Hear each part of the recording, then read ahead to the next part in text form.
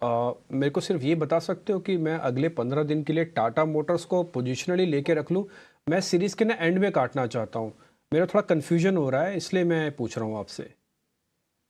सो Tata motor की अगर हम बात करें तो after a very good run up हम देख रहे हैं कि एक टाइम वाइज करेक्शन इसमें चल रहा है। कहीं न कहीं स्टॉक अपनी 50 दिन और 20 दिन की मूविंग एवरेज के आस-पास ट्रेड कर रहा है और जिस तरह से 625 630 का एक रेजिस्टेंस था उसको क्रॉस कर दिया है। तो मेरे हिसाब से डेफिनिटली आप इसको ले सकते हो इंट्राडे पॉइंट ऑफ व्यू अगर आप मतलब इंट्राडे चार्ट्स के हिसाब से आप देखोगे आवरली चार्ट के हिसाब से तो एक असेंडिंग ट्रायंगल पैटर्न ब्रेकआउट भी हमें देखने को मिल रहा है 630 के ऊपर। तो डेफिनिटली आप टाटा मोटर ये पूरी सीरीज के लिए अगर आपको चाहिए तो होल्ड कर सकते हो।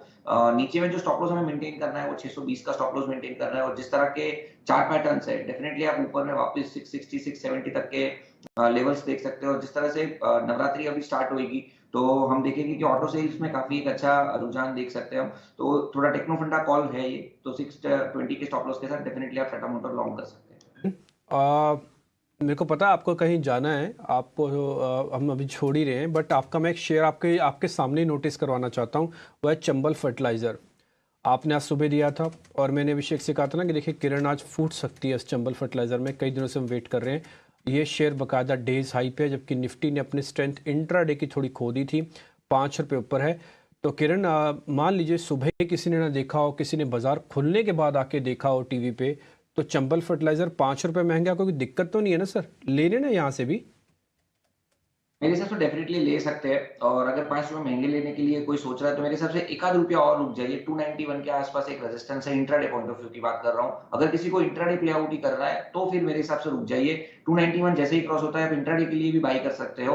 अदरवाइज़ अगर आप 1-2 दिन पोजिशनल सोच रहे हो तो डेफिनिटली आप करंट मार्केट प्राइस से बाय कीजिए। जैसे ही 291 इंट्राडे पॉइंट ऑफ व्यू के हिसाब से अगर क्रॉस करेगा, आप वहाँ से और ज़्यादा एक तेज़ी देख सकते हो जहाँ पे 296 297 तक के टारगेट भी देख सकते हैं। So intraday point of view 291 rest अगर आप 1-2 दिन होल्ड कर सकते हो तो डेफिनिटली आप करंट मार्केट प्राइस से भी लॉन्ग करके जा सकते हो। ठीक। आज हम देख रहे हैं कि शुरुआत ठीक-ठाक हुई है और ये शेयर बहुत चला हुआ है।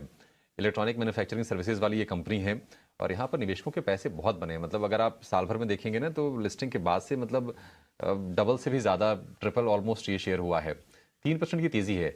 केन्स टेक यहाँ से भी ये शेयर चल सकता है क्या? कुछ ज़रा इसको आप इस पर राय दे सकते हैं क्या? तो अभिषेक देखिए ओवरऑल सेटअप इसका बहुत ही पॉजिटिव है। जब से लिस्टिंग हुई है तब से अगर आप देखें तो स्टॉक का जो ट्रेजेक्टरी है ये ऑल द वे अप ही रहा है। कहीं भी स्टॉक ने किसी भी तरीके का हमें डाउनफॉल नहीं दिखाया है।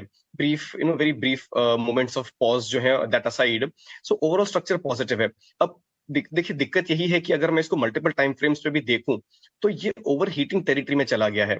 तो अब मैं कहूंगा कि थोड़ा सा वेट करें। This is now a buy on dips kind of a stock. तो अगर आपको स्टॉक डिप्स पे मिले तब आप बिल्कुल बाय करके चलें, क्योंकि आईपीओ के बाद अगर मान लीजिए कोई स्टॉक साल भर बाद भी उसके अच्छा रिटर्न दे रहा है, आप जानते होंगे that that is actually a minority. बहुत कम शेयर्स ऐसे होते हैं जो आईपीएल के साल भर बाद पॉजिटिव रिटर्न्स दे रहे होते हैं, and this is definitely one of them. तो यहाँ पे अगर आप देखें तो जब आपको डिप मिले करीब 2500 के आसपास, 2550 के आसपास, तब आप बाय करें तो आपके लिए रिस्क रिवॉर्ड रेशियो फेवरेबल रहेगा। आपको जो अक्यूमुलेशन प्राइस है आपका अच्छा हो जाएगा।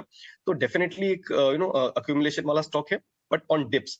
साथ ही दैट सेड जिस तरीके का मोमेंटम है, एग्जिस्टिंग पोजीशंस अगर आपकी हो तो 2650 2675 के लेवल पे एक ट्रेलिंग स्टॉप लॉस बना के चलें, ताकि अगर मान लीजिए स्टॉक डिप भी हो तो आप एक प्रॉफिट लेके निकले स्टॉक में। सो बाय ऑन डिप्स की रणनीति रहेगी और जिनकी एग्जिस्टिंग पोजीशन हो वो तो बिल्कुल होल्ड करके चलें।